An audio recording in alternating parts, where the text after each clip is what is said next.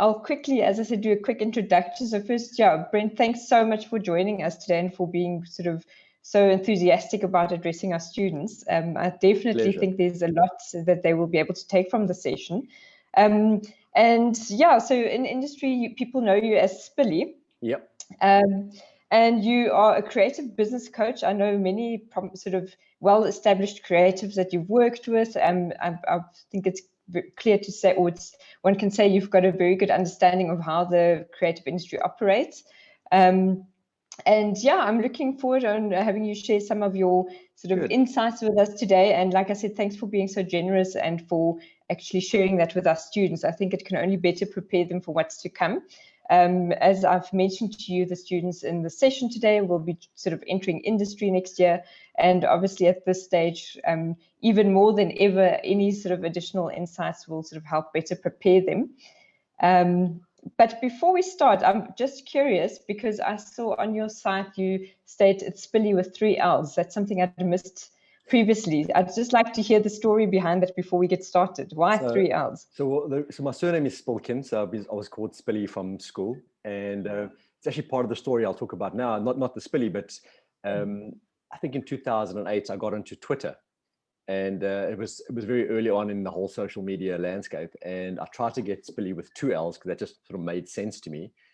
And Spilly with 2 L's was taken by some American guy who subsequently, and this is a great story, subsequently committed suicide.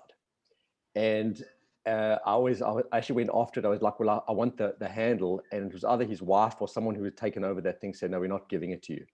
And so I just took 3 L's, and I now use the 3 L's for something called learn, leverage, and love. And I talk about that as a separate talk, but I talk about in your business, you need to keep learning and then leverage the learning. So obviously, figure out how to apply the learning and then love what you do. Sort of like that's become the 3 L's. So I've tailored it for my needs, even though it wasn't a real thing at the time. So hopefully that's nice. So it all worked out for the better then. Yeah, great. And there's a piece today on personal branding, but I've got clients that don't even call me Spilly anymore. They just call me Hey 3 L's, like that. Like that's become the thing, and I'm good at that because it's a differentiator. So it might be time for a rebrand then to 3 L's. There you have it. Exactly. You can start bidding now. Super. So I'm gonna start sharing the screen, and I'll just give you an example of just in terms of, give me a second. So I'm hoping that you can all see that. Mikey, you can see my screen, right? We can see, perfect. Perfectly, right. So, I mean, obviously, for those of you who aren't aware of, all the slides have been illustrated and designed by some of the students, and we'll talk about them at the end of the slide deck in the presentation. But every slide is unique, and it's got a very different sense of feel. So there's no consistency, and I think that's very interesting. And obviously, this was an experiment in terms of me delivering content that's top of mind to me at the moment, but just around just my experiences having spent the last 8 odd years speaking predominantly to business owners that are in the creative industry. So a lot of media, advertising, communications, and tech businesses. And some of the lessons that I've learned out of them, some of the common ones, I've tried to compress this into something that's meaningful. There's thousands of lessons, but I'm taking some of the sort of the most obvious ones that are repetitive in nature, and I'll talk to those as well. Guys, please feel free to butt in, ask questions. If you want to unmic yourself, unmute yourself and ask a question at any point, feel free. There's Q&A at the end, and we'll take it from there. So the first lesson I want to talk about is,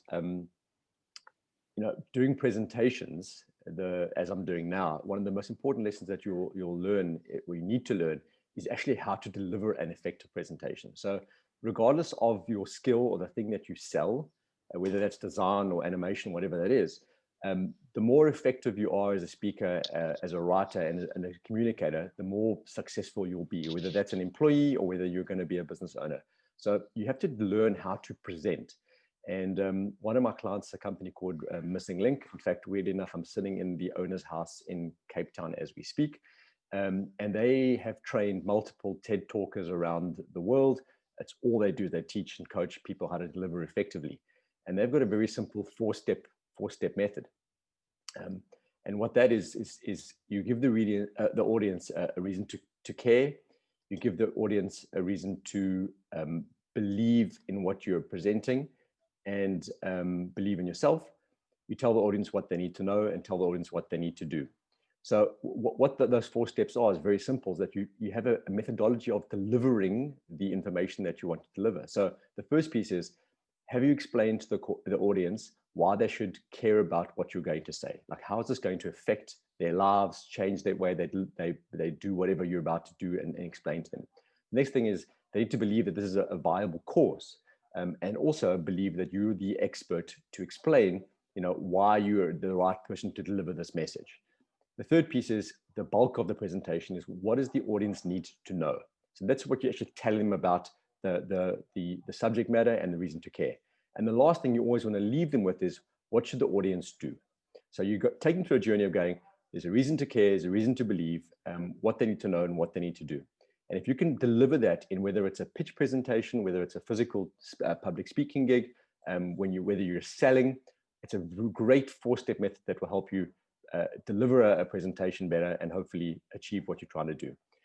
Part of this thing as well is that if you look at any 2 professionals, and I'll use a doctor as an example, is that if you take 2 doctors, the doctor that can effectively speak and deliver and communicate better is actually generally a more successful doctor in life in terms of financially better and better sort of clients. So that's lesson 1. Lesson 2 is a very personal lesson. I had a business for many, many years, and I'll give you the highlights of the story. In 1994, I was living in London, and my father called me from a call box. This is prior email, before Facebook and cell phones. And he said to me, I've got this package of food that my neighbors got, and maybe you can come repackage it for, it'd take you 3 months to repack it and sell it. You can make a bit of money and you can go back to the UK. And I liked the idea. I needed the cash. So I came home and walked into this little, we basically hired like a double garage sort of space, and started to buy the stuff, repack and sell. And on day 1, my father walked into what was the space that was my office, and he gave me the big thumbs up, and he went, "Good luck. I hope you've got a head for business." And those 3 months turned into 17 years. And it wasn't the business I was meant to have been in. I studied architecture. I ended up in a food manufacturing business, but I learned a hell of a lot about how to run a business through that period, and actually landed up getting business coached by someone for 6 years. And that is how I got into what I do today. But what I learned was that it wasn't the business I was meant to have been in. I didn't love the business. And more importantly, and we'll get into my value shortly, is that it wasn't honoring any of my personal values. And values are the things that drive you and motivate you to be effective on a daily basis. I also sacrificed my freedom for money. So I hated that business. I paid the price in my freedom, and I didn't have choices or options, which is actually what freedom is. Freedom is the perceived option of choice. Cut a long story short, after 15 of the 17 years, my business started failing, and I lost 12 million rands. At that time, the rand to dollar was 1 to 12 million rands of my own money, putting back into that business to keep it alive. But before we get into that, I'll just explain to you the size of the business to give you a bit of perspective. So in 2008, the business was doing 80 million rands worth of revenue. We had about 11,000 square meters of under roof. We had 19 properties around the country. On a daily basis, we sold about 60,000 liters of juice and about 35 metric tons of fruit out the door every single day. I had 350 staff, 40 salespeople around the country, a fleet of vehicles, 30 plus odd vehicles, I guess 19 properties. And at the age of about 22, 23, I had paid off my house in Parkhurst, which some of those that you know is a fairly expensive sort of area. I had 2 German cars, a motorbike, all the toys. And when I lost the money, excuse my language, there was 0 fucks given. I had absolutely lost all love for that business, and I just didn't care. But I think that the reason that all happened was a lack of risk analysis in my business. So at the time, for 15 years, my business was, I call it bulletproof. It produced cash. It was indestructible. Nothing could harm it. It just made money hand over fist, month after month. Never had a problem. And then for a 2-year period, the perfect storm of things happened within my business that destroyed the business. So we used to import a lot of edible oils, soya and vegetable oils. And at that time, Russia had some wildfires and they had an embargo on export. So my price of edible oil went through the roof. We had a 2-year drought in this country, so we couldn't get fruit, or we were paying for fruit a lot of money. I was paying out a business partner in one of the businesses that I bought. We had a 5-month strike with some of the staff. And I mean, it was a horrific strike. 2 of my staff members were killed by other staff members just for coming to work. And we'd been tied into long-term contracts with Pick n Pay, ShopRite, Spar, Massmart, Woolies, etc., for their house brands. And if we didn't supply, we were penalized. So going from a business that was very healthy, in the space of sort of 18 months, that business started losing about R250,000 a month. And those were all things that I probably could have solved if I actually cared. So what actually went wrong was that I had stopped honoring my values. So my values were around, creativity, mentorship, problem solving, and catalyzing other people's success. I loved having my ego stroked. But the biggest one for me, which took me years to work out, was that I crave recognition. I love the pat on the back. I love the well done, Spilly. You've helped us in some way. So none of that was being received by myself in that business. And for those reasons, I stopped losing interest in the business. Now, the recognition piece was highlighted incredibly by the fact that my father had given me the thumbs up and said, good luck for business. I hope you got ahead for business. And he never, ever gave me the recognition. He never said, like, well done, son, you've grown a big business, or well done, son, your business is bigger than mine. And in 2000, 6 years after I started my business, I actually bought my father's business out and combined them into one business. So I was doing it for recognition. I never got it. And many years later, and I highly recommend everyone goes to therapy. I was in a therapy session and my therapist said, you realize that you're never going to get the recognition that you want from your father, and the business doesn't give you recognition. You aren't being creative at all. You aren't actually helping other people solve problems in the business, really. It's quite stale, and you aren't mentoring people. And as soon as that realization hit me, I just stopped caring. And that's when I actually got into Twitter and spent the next 2 years doing about 64,000 tweets. And that's no exaggeration. I did about 64,000 tweets in 2 years. I spent my whole day on Twitter when I had a whole business of people outside relying on me, and I just didn't care. So I had the perfect storm of things go wrong, which I probably could have managed a bit better, but I also just didn't care enough about the business, and I let it fail. So it's super important that you always understand what your values are, recognize those values, and then make sure that you pick a career, whether you're an employee or a business owner, that does honor some of those values. Later on, I'm going to talk about passion, but I don't believe you follow your passion. I believe you follow your values, and that makes for a much better, healthier business and for a better business person. The next lesson is the myth of work-life balance. So I have a lot of clients that work incredibly hard and do financially incredibly well, but unfortunately, they have no balance. They don't see their wives. They burn through their relationships. They're bad parents, and all of those things. But I think what's happened is that there's a myth that work-life balance is a day-to-day experience or a week-to-week. How do I find balance every single day? Now, if you think about balance, you think of it like a seesaw, like a kid's seesaw. That if you push down on the one side, the other side goes up. And I believe that seesaw is actually your entire work experience. So you're probably going to have 40 to 50 years worth of work in you, ahead of you, and understand that is your entire work life, period. And then finding balance is actually understanding that if you put pressure down in the first half, i.e. work really hard in the first half, you're going to have a lot more balance later on. So for me, it's around understanding that you need to work incredibly hard now, bring on the pain of the future so that you find balance later on in life. This for me was incredibly true, is that I worked for the first 6-7 years of my working career. I worked 6.5 days a week. I mean, I literally worked from an 8 to 1 on Sundays as well. And it would be like a 6:45 start. I'd be at home by 6-7 o'clock. And I worked really hard, and I got the financial benefit of that. But I now financially am at a point where I'm a lot more balanced. I have a lot more life time to spend time with my kids, etc., because I worked really hard. So the first thing is that if you want to be in that top 1%, and you want to be the guy that has the 2 houses and the 2 German cars and all the toys and the parties and all things that you probably want, understand that you're not going to be able to work hard and have that. You have to figure out what the balance is. So the key to figuring out what the balance is, you have to understand the balance is actually an equation. An equation is A plus B equals X times time. So A is work, B is balance, X is wealth, which we're coming to now, and wealth by when. When do you want the wealth by? So you need to be able to sacrifice the present for the future, and the price you pay is you don't get the present, but you're bringing all that future pain forward in order to have that balance later. You need to take on a huge amount of responsibility now for a promise of an easier life later. Now, there's no guarantee, but in all likelihood, if you work really hard now, you will have a better life later. Successful people shoulder way more responsibility and seek out to shoulder more responsibility instinctively, because they understand the long-term benefits of shouldering that responsibility. So the example being is that at the age of 45 now, I'm almost 46, I have one car within the family. I have a motorbike all the time. I have cash in the bank. My properties are paid for. And even though I had more money in my early 20s, I'm actually richer now than I was then because I've really got good life balance. So I want to just unpack what is wealth. Before you can understand work-life balance, you really do need to understand what wealth is.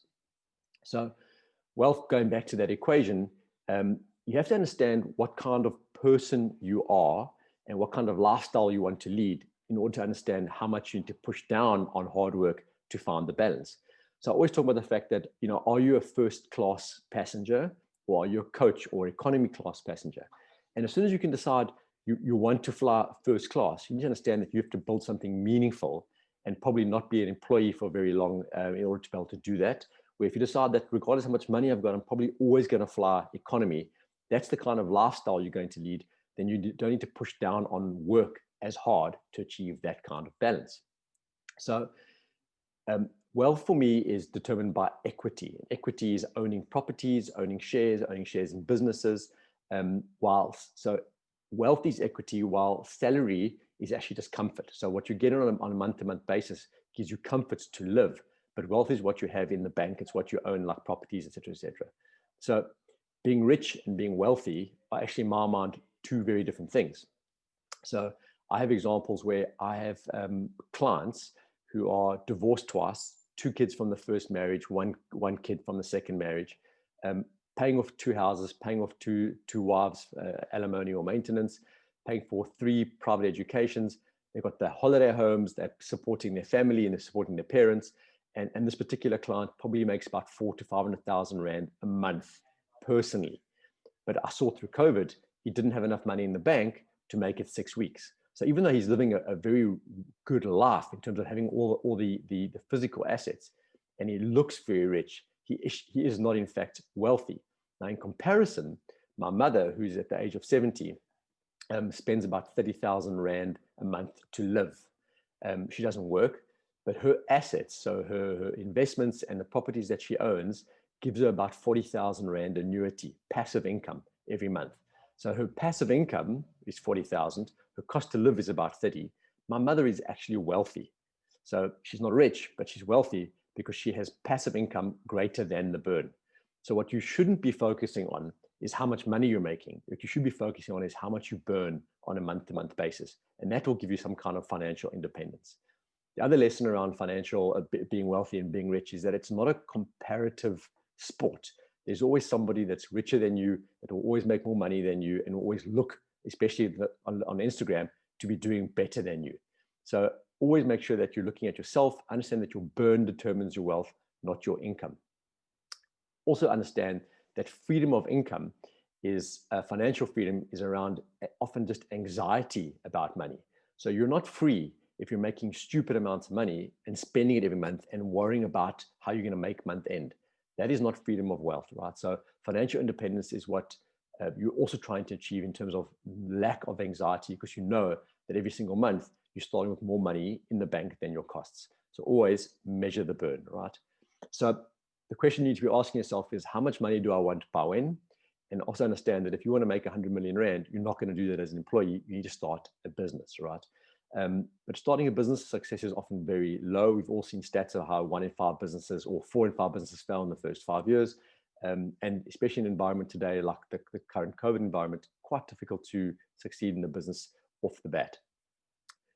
The last piece around this is that when you see these successful businesses, it looks like they made it overnight, but those businesses took 15, 20 years to become overnight successes.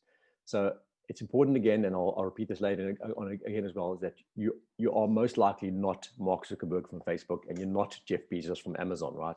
You need to understand what kind of risk you can take, how hard you can work, and set reasonable financial goals for yourself. And again, try and make sure that you can bring in enough money to cover the burn on a month-to-month basis. The next lesson is the myth of ownership.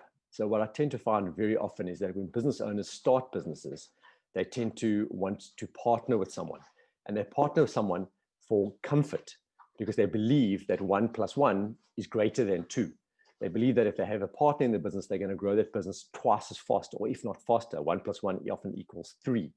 But in reality, 1 + 1 actually equals 1.5 when it comes to partnerships. Because what I tend to find through my experience here is that when there are partnerships, we spend more time worrying about the partners and the issues around the partners than the actual business. So they spend so much time focusing on each other and each other's salaries and their internal politics and their issues within the business. They're not focusing on actually growing the business. So at different stages, you may need different partners, and you may want partners for strategic reasons, and you may want partners for financial reasons. But it's really important to separate ownership from employment, and where possible, employ the skills, don't partner for the skills. And you also need to bear in mind that giving away equity in the beginning is the most expensive way to actually hire someone. So taking on a partner will actually diminish your freedom in the business as well. And again, that talks about giving you the lack of option of choice. So where possible, don't partner unless you find the right kind of partners, which leads me to the next piece. And I'm contradicting myself here. There are obviously examples where partnerships have been incredibly successful and 1 + 1 = 10. But when those examples occur, what you'll always find is that there's a very, very different skill set. So if I talk about creative businesses, if you are artistic, creative by nature, what you're looking to partner with is the MBA. You're looking to partner with an accountant. You're looking to partner with a salesperson, someone that's not creative, someone that's got a polar set of skills to you, that has the same ambitions and is the same stage of life. And stage of life is really important because what you tend to find is that, for argument's sake, 2 guys start a business together, and within a year or two, the one guy gets married, he has kids, he has a different risk profile, he can't work as hard potentially, and that often builds resentment. So you want to make sure that you're partnering with people that have opposite skills to you, a similar stage of life, and strategically can add value to the business. You don't want to partner, if you're a designer, with another designer. Like, you want to partner with a different skill set. So again, if I look at the creative businesses in this country, the ones that have been very successful, it's always a creative and a business person, or creative and an accountant, or creative and a salesperson. So partner with the right people. There are 3 types of business owners generally in my experience, and they've been referred to, not my vocab, as mountain climbers, lifestylers, and artists. Now, the mountain climbers are the pure entrepreneurs. They don't really care about the product. They obviously care about making money. They care about their clients. But what they do is they get to the bottom of a mountain and go, okay, well, that's going to be a big mountain to climb. That's going to be very difficult. They get to the bottom. They start climbing the mountain. They get to the top. It's an incredibly difficult thing to have done. They get to the top. They look over and go, oh, another mountain. I want that one too. And they move on. So mountain climbers or entrepreneurs build businesses for build and growth's sake. Lifestylers are the kind of business owners that want to build a business where they can play more golf, surf more, enjoy their time, and they're building a business which not necessarily they're going to sell, but will give them a better kind of work-life balance. And the last kind is the artist. Now, the artist is the craftsman. All he or she cares about is producing the most beautiful thing. So the most beautiful design, or the most beautiful ad campaign, whatever that is. All 3 can grow the same size business. But what's really important here is that if you are a mountain climber and you don't care about the product, you can go and hire creative skills. If you are an artist and you care about the creative skills, you've got to go and hire a mountain climber, or partner with that kind of mountain climber as a business partner. So it's an important thing to make sure that you always partner with the right people. The next one is understand that you are not in the top 1%. There's a great comedian called Stephen Wright. He said that 50% of your friends are below average. And the truth of the matter is that 99% of you are not the 1%. Again, you're not going to build Facebook, and you're not going to build Amazon. That's the probability. I'm not saying don't try it, but the reality is you're probably not. So the sooner you see that you have some kind of limitations of who you are, you can define your own success and your own success metrics, and then you can achieve them. And there's nothing quite as satisfying as achieving your results. So don't believe you're building the next Instagram. Some of you may have been exposed to or will be exposed to a principle called the Peter Principle. The Peter Principle is one where, as an employee, you get promoted beyond your skill set. So you're a great junior designer, you become a great mid designer, you become a great senior designer, and then the boss goes, actually, we're going to make you a manager of designers, and you fail. And it happens all the time. So understand that just because you're a great designer doesn't mean you're a great salesperson or a great manager of people. So also bear in mind, you need to thicken out your skill set to have other skills that will allow you to keep growing. Another great thinking piece is something called Galton's Talent Wall. This is over 100 years old, the thinking behind this, but basically it talks to the fact that certain people cannot get over a proverbial wall, which is a skill set wall, whether they learn or apply themselves or exert themselves, there's a point where they cannot actually grow any further. And then further to that, it's been proven into something called an OK plateau, where psychologists have shown us that there's 3 different phases of learning. So the one is cognitive phase. And if you think about driving a car, it's like you actually have to learn how to drive a car. You have to understand, discover the pieces of how to acquire the skills and actually start applying the skills. The next one is called the associative stage, which is where you start making fewer errors and you're gradually getting better, same as driving a car. And then finally, you arrive at the autonomous stages where you don't have to think about it. You're on autopilot, and you can just do the work that you need to. You can just produce and deliver without having to think about it. But the risk then is what happens is that you then hit something called the OK plateau, where you start getting to a point where you get a little bit cocky and you realize, oh, there's nothing, I don't want to get any better. I'm in a good place. And then you get into this good enoughness phase. And this is where you don't push any harder. And then again, you hit your ceiling and you hit your capacity in terms of your growth ability. So being aware of the fact that as you learn stuff, there's always more to learn. Don't get comfortable. Don't hit the OK plateau, because that will be your limitation. It's a personal limitation versus a market limitation. But understand your place in the world, I think, is really, really important. The next piece I want to talk about is the importance of building your own brand me or brand you. Okay, so whether you want to be an employee or whether you want to start a business, building a personal brand, and I'm not talking about becoming Insta famous or an influencer, I'm talking about building a real credible brand, will always serve you well through your life. Personal branding, and again, going back to storytelling, is hugely powerful. If you can create content and disseminate that content in a smart way, it will improve all your chances of promotion within a business or landing the right kind of clients. There's a great rule on the internet called the 1-9-90 rule, which says that 1% of the internet produce content, 9% disseminate or share content, and 90% consume the content. You cannot be the 90%. You have to be the 1%. You've got to be producing content, thought leadership stuff all the time. And then you also got to be putting that out to build your own personal brand and a community around you.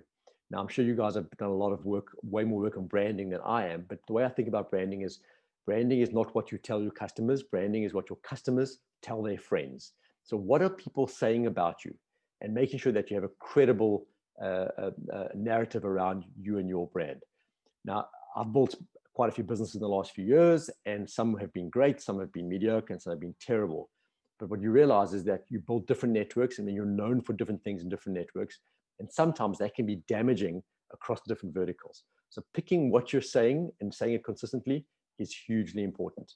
Now, building your own credibility and having a strong network, plus the skills to deliver on a solution or solve someone's problem, equals success. Very simple. So you need to be credible, you need to have a large network, you need to have a skill set, and then you can be successful. If you think about South Africa, what's very, very obvious in the local economy is that we have a referral economy, which means that when you do good work, people talk about you and they share you. Now, there's pros and cons to that. People share you at the same price point, so your pricing becomes a problem. We'll get into pricing now. But it's really important to understand that even if you are in your early 20s, you are starting to build a network that will give you value for the rest of your life. So there's a great law. It's called Metcalfe's law. And if you read it, it's super complicated, but it just states that the effect of a network is proportional to the square of the number of connected users to the system. And what that means is this. Cell phones are very cool. Having a cell phone, very cool. But you know what's cooler than one cell phone? 2 cell phones, because they can communicate. And you add a third one and a fourth one and a fifth one, and you work out how many connections there are. Every time you add one cell phone to the network, that network becomes exponentially more powerful. So you've got to make sure that you're building a network of people that you know, and reach out and actively and proactively pick your network and make sure you're associating yourself with the right people. So in order to make money in this country, I believe you really do need a very strong network. And the power inside your network is directly proportional to your success. So when you start thinking about, well, what is my network? It's the people on this call today. These people will be your network. These people that are now juniors in the world of employment, in the next 20, 30 years will be the heads of large businesses, whether they're the heads of banks or heads of large agencies, whatever it is. But these people will become potentially your largest clients. So you've got to think about, well, what are those people going to be saying about you in this weekend and in 20 to 30 years? And people will never remember the work you do, but they remember the way in which you did the work. So you need to be incredibly aware of the fact that every single interaction you have, that you're adding credibility to the network, paying it forward, and be consistent in every single thing you do. And I can promise you now that it will pay off over years in spades. So again, strong network, credibility, skill to solve a problem, success, simple. If you are sloppy, if you are mediocre, if you're overly political in the workspace, you're going to ruin your credibility. And people never forget that. It takes years to build credibility. It takes seconds to ruin credibility. The next one is about the paradox of perfection. So one of my favorite things is that when you interview someone, and maybe there's a lesson for you when you guys start going into the interview process for employment, is that one of the questions you always get asked is, well, what are your weaknesses? And the stereotypical answer is, well, I'm a bit of a perfectionist. Now, for me, I never employ anyone that claims to be a perfectionist, because if you are really a perfectionist, you are never actually achieving perfection, and your level of perfection and mine may be different. And the second big risk here is that if you give a perfectionist a task and they don't deliver according to the standard, or they don't believe they did it good enough, or are the boss go, that wasn't good enough. Perfectionists take it personally, and they don't try the second time. So they don't try because they know that if they don't try, they can't fail. So perfectionists are actually really, really bad to employ in a business. What you're looking for is someone that's got grit, someone that is persistent. I would rather employ someone that's 80% good at what they do 100% of the time than someone that's 100% competent only half the time. So you're looking for consistency versus the perfection and the miracles of perfection. There's another a great example around being a perfectionist in a business, is that there was an Australian case study where 100 potential businesses were each given 50,000 Australian dollars as a startup, but they were separated into two different groups. So 50 of these startups were put through like a Shark Tank, where they had a whole bunch of experts interview them and question them, interrogate the business plan. And these were business experts. And based on the best ones, they gave those $50,000. The other 50 applicants didn't get that interview process, but they had a very incredibly rigorous online questionnaire and a series of tests to do, which a lot of people fell away because it was too hard to do. But eventually, the first 50 that completed the online set of questions and all those tests were also given $50,000. Now, over a couple of years, they monitored the success of these two groups, the ones that went through the Shark Tank scenario and the ones that just did the online. And weirdly enough, everyone always goes, well, the Shark Tank guys, they understand business, they understand people, they got to meet them, they got to interrogate the business plan, they must have done better. But almost half those businesses failed, where the percentage of the guys that went through the test actually had much better businesses over a period of 2 to 5 years. And the reason being is that they had grit. It was hard to go through the process of doing this online application. And the guys that fell away, and the guys that did it showed they had the persistence to grow a good business. So you're always looking for persistence and that grit, that consistent delivery versus perfection. One of the last exercises we'll talk about now is the word strategy. So I find that it is the most overused and misunderstood word in the entrepreneurial dictionary, right? The first piece is that there's no perfect strategy or perfect strategy methodology and type for one business. Every business is different. Every business has different complexities. Every business owner wants a different output. Every stage of building a strategy has different complexity. And based on the type and maturity and ambitions of the business owner, you've got to apply the right kind of strategy. So strategy from a business perspective was obviously born out of war. They talk about the fact that without enemies, without opposition, you don't need a strategy, because then you can just do what you want and you'd be very successful. One of the very first principles to think about when you learn strategy is that no strategy survives impact with the enemy. Strategy is a plan, but as soon as you go out there and actually start engaging with the enemy and the opposition, you realize your plan is flawed. And the best example of this is something called, it was a fight in 1997 between Evander Holyfield and Mike Tyson. It was Build the Sound and the Fury. These were two heavyweight boxing champions going head to head. These are two professional athletes that spent months and months and months physically training, months of time analyzing previous videos of the opposition to understand how they run around the ring, how they swing, how they duck. So they understood everyone, and they each had a strategy going into that fight about how they were going to win that particular battle. But in the third round, about 40 seconds to the third round, Mike Tyson bit a major chunk out of Evander Holyfield's ear. And at that point, both strategies fell out the water, right? Like suddenly there was no game plan for that. And it's a story just to remind you that when you build a strategy, understand that it can fail, and you need to obviously be flexible enough to align strategies based on what's happening in the marketplace. So the answer to any strategic question is always, it depends. It depends on the market. It depends on what's going on. Anyone that built a strategy in January this year had the strategy decimated when COVID hit. There's no such thing as the perfect strategy. But what I also tend to find is that a lot of business owners start with the Simon Sinek. And if you haven't seen Simon Sinek's TED Talk, Start With Why, go and watch that. But it talks about, well, why does the business exist? What do we do? And how do we do it? And as brilliant as that is, as a thinking piece, there's another piece below that which talks about, well, what do I, the business owner, want to achieve from this business? What does winning look like for me? And by winning, I think what's important in terms of strategy and understanding strategies, I'll use the simple example of playing soccer or playing football. So in order to win a game of soccer, I always ask, well, how do you win soccer? People go like, well, you've got to be faster and you've got to be fitter. And they go round and round. Well, actually, the simple answer is you have to have one more goal than the opposition by full time. We understand the rules. There obviously is a real side. There obviously is half times, but you've got to get one more goal than the opposition. Now, if at the halfway mark, half time, you are 5-1 ahead of your opposition, you will play either more aggressively or you'll just start defending.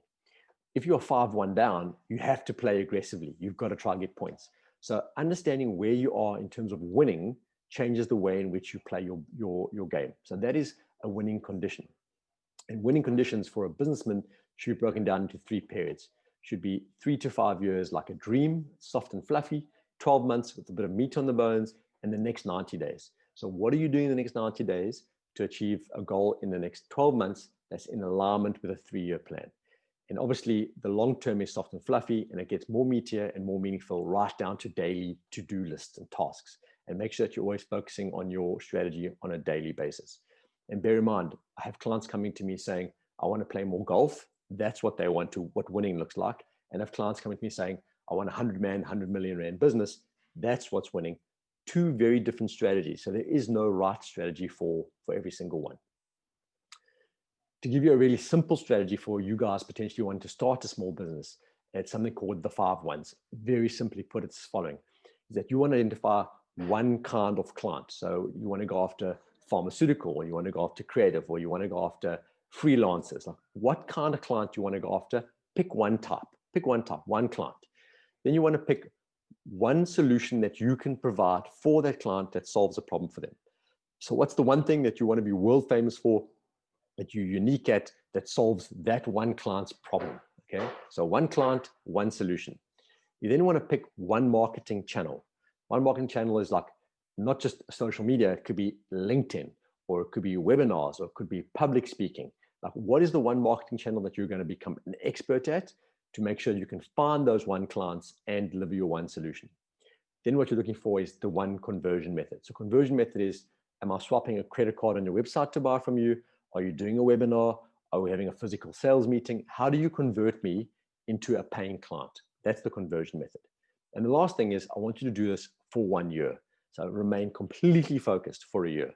So pick one client, one solution, one marketing channel, one conversion method for 1 year. And I can guarantee now that if you do that and you don't chase other shiny pennies, that you will grow a meaningful business quite quickly. Everyone talks about following your passion. In my opinion, when you see people who stand up and go, oh, you must follow your passion, those people have already made their money. And they've made their money in very unsexy businesses, which weren't their passions, like iron ore smelting or cold chain distribution or food manufacturing, right? They can now follow their passion because they've made their money. Very few people actually make a lot of money following their passion. What you want to be able to do is you want to be able to do something that you're really good at, that you like doing, and that can honor your values. And in the creative world, there's a really, really strong positive tension between producing beautiful creative work and making money. In fact, if you guys haven't read the book by a guy called Stephen Pressfield, there's a book called The War of Art, not The Art of War, The War of Art. And it talks about how creative people need to be able to make money selling their art. So for me, I think that what's important here is that you want to like what you do, but you also need to become passionate about growing a business, passionate about your people and the clients, passionate about the finances and the numbers and the sales and the marketing, passionate about driving your own motivation and success. So don't start a business going, I'm passionate about pottery, I'm just going to start a pottery business. Because as soon as you put a client at the end of that pot, and the client goes, I don't like that blue and that pot's a bit big, it's going to destroy all the love you have for your passion, and then you're left with no passion in your life. I'm sure you've all been exposed to the theory around intelligent quotients, and of late, emotional quotient, which has become a big talking points in businesses, so IQ and EQ. But I believe that what's more important than how smart you are or how emotionally in touch you are with your environment and your staff and your clients is something called your CQ, which is your change quotient. This is your ability to transform and change to the current environments. So your change ability, your change quotient is actually greater than your IQ and EQ combined. Now, I'm not suggesting that you change from creative animation to a doctor. I'm suggesting that if you're a designer, that you change just from the kind of design you're doing into what the new design requirements are. So I always talk about, can you transform from a caterpillar to a butterfly, or from like a tadpole to a frog? It's the same animal, it's the same DNA, it's just evolved into a better, stronger, more advanced kind of animal. And you need to be aware of the fact that your environment is always changing. So the stuff that you do today within your design sphere will not be the same or relevant in 4 or 5 years. And you need to make sure that you're able to adapt and learning and staying ahead of those curves, and you will want to adapt. Change is brought on by 3 central things. Generally, it's a crisis, or it's your circumstances, or it's choice. Now, choice is the one that you always want to pick. You want to change out of pure choice. That's your freedom. That's your option of choice. We don't make those choices, and we let circumstance or crisis dictate that for us. But if you can always be looking forward and making sure that you're aggressively looking to change, not for change's sake, but to be ahead of the curve, you will be a more successful employee and a business owner. And when I talk about choice, you always have the obvious choices, the socially acceptable choices, the known story, the status quo. Or what you can do is that you can be sort of counterintuitive, socially frowned upon perhaps, tell the unknown stories and be a bit more disruptive. The one thing that I would say is that if you're intending to start a business with people, the most important skill that you can possibly have outside of the skill that you've been studying is how to interview people. If you're a people-based business and people are the production engine of your business, knowing when to hire, how to onboard, and how to retain great talent is the most important thing that you could possibly do in the business. So you need to learn how to interview effectively. Interviews are an actual test-based process. It should give you a result to make sure that you're employing not just the best of a bad bunch, but the best person out there. Steve Jobs famously once said that he only employs 18 players because 18 players hire other 18 players, where B team players hire C team players. So when you're interviewing, you interview for 4 things: skills, experience, talent, and culture. But I would suggest that if you guys are thinking about starting a business, you really need to learn how to do some proper interviews. Second to last lesson. So price. At this point, I think what's also really interesting for me is just, understanding there's no right price for anything. There's always someone that will pay you more for what you do. Now, the example being is that in my business coaching, I'm currently charging anything between 5,000 and 9,000 Rand for an hour.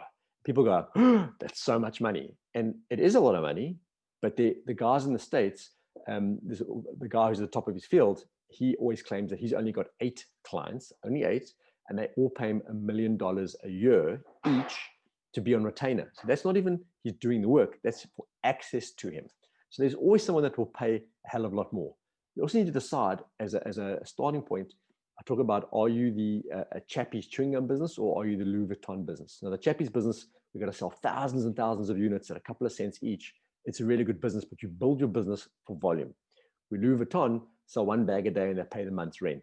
So you've got to decide what kind of business you want and where to peg your pricing. There's a rule that says it should stay out the middle of the price. So you either want to be a Chappie's business or a Louis Vuitton.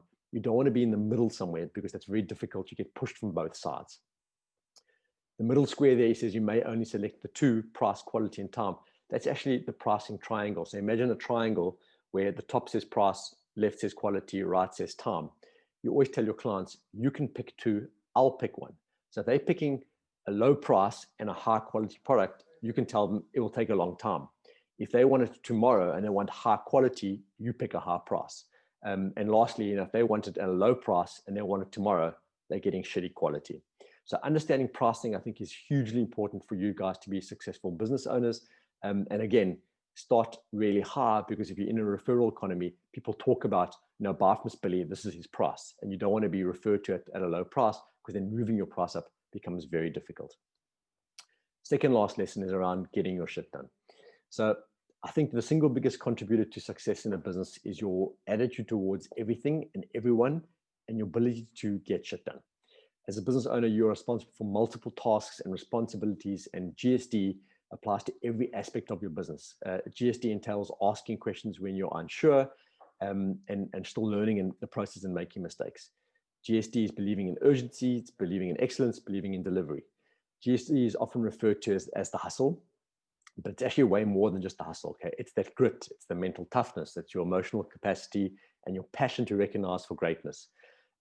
That constant improvement and putting matters of extra effort in with suppliers, staff, and clients alike will pay off in dividends. You've got to set your goals, you've got to push your boundaries and achieve success, and always over deliver, like in copy paste, copy paste, copy paste. GSD means doing the work that you dread, submitting the taxes you hate, having hard conversations with your stakeholders, the harder conversations with your clients, and the most difficult conversations with yourself. Your talent will only take you so far, but your ability to learn new skills required to grow an organization, and understand how to get important tasks professionally done, deal with your clients maturely, communicate effectively, will help you separate you from your talented peers. GSD means you've got to question everything. You've got to question your processes, question your clients, question your prices, question yourself. Your willpower will ebb and flow. You're never giving 110% every single day, but try and stick to like a schedule and be regimented in everything you do. Get off social media, set the correct small habits and expand them over time. I repeat, get off social media. You can't cheat getting shit done. So starting a business is actually really easy. Growing a business is really painful. Growing a great business is extremely tough and takes a lot of resilience. Getting shit done in my opinion, is almost godly. Your clients, your suppliers, your consumers will never remember the work you delivered in the years and the months to come, but they remember the way in which you delivered your work, your level of professionalism, the way you presented yourself, how you communicate, and all the touch points in your business. So GSD is what makes your business a success. Getting shit done is what makes you a success. So just keep getting shit done. And then the last piece, which speaks to a little bit to COVID, the kind of screen that I grew up with, and maybe you guys have seen this, is something called an Etch A Sketch. It was a mechanical toy that was produced in the 1950s by a French guy. It had 2 styluses that you would move around, and it had aluminium powder on the inside. And as you move the stylus, it would shape out patterns, and you could draw stuff. And as a kid, it was magic. I just needed to take that toy, flip it upside down, shake it, and redistribute the powder sort of over the screen, and I could start again. And weirdly enough, I think that COVID-19 has given us the opportunity to envision our lives turned upside down, powder redistributed. So we can start over and draw out some of the lines and start something new, okay? You'll never regret trying something new, you will only ever regret not trying anything at all. So there's great new opportunities for a new, better life available to you today that wasn't available many, many years ago. This is a real rebirth, rejuvenation, reincarnation. And I want you all just to embrace this change. You guys are at the forefront of technology. You've got all those tools at your fingertips. And I really believe that given the right push and the right motivation, you guys can go out there and do amazing, amazing stuff. And I want to wish you all the best and all the luck in the world for that.